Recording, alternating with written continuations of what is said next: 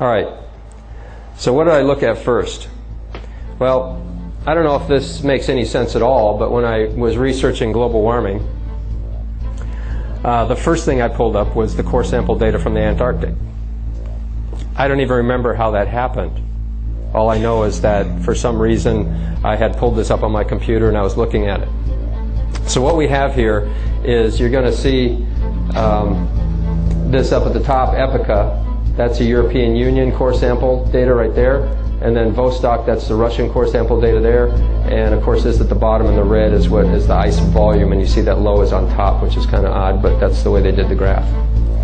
Okay, and you see here that this is the period of the Ice Age. Okay, and we came out of the last Ice Age. Most people know that we've been out of the Ice Age for about 13,000 years, which is probably about there. And here's where we started out of it. Okay, but so I'm looking at this and I'm like, this is interesting. I'm not sure what it shows. This point over here is pretty interesting to me, where we are and how long we've been out of the Ice Age. But here's what I found. I found there was a pattern.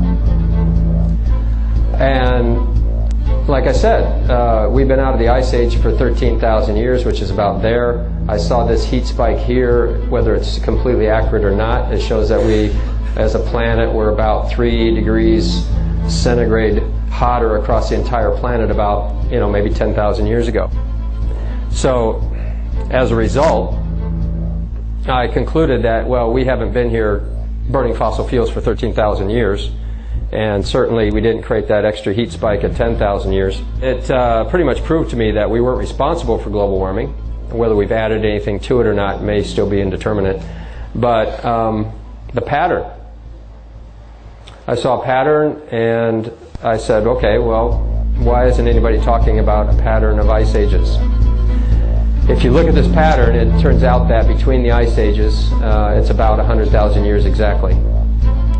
And the time we're out of the ice age, you can see here, over here where we start, the planet starts to heat up, okay, is exactly where the ice starts to melt.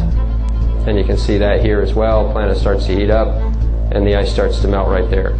All right, so where we are, here we are. The planet started to heat up about 20,000 years ago, and of course the ice started melting.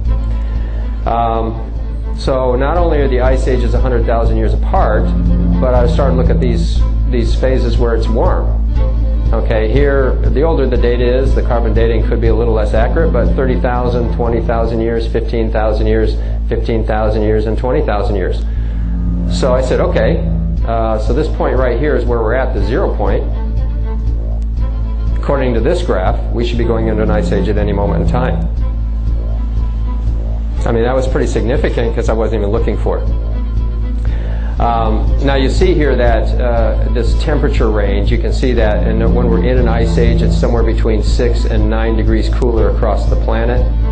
And when we come out of the ice age, you can see here, we weren't even as hot as we were the last time we came out of an ice age. We were 6 degrees hotter across the planet at one point the last time we came out of an ice age.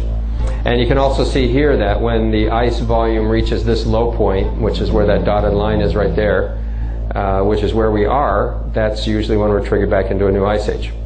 Okay,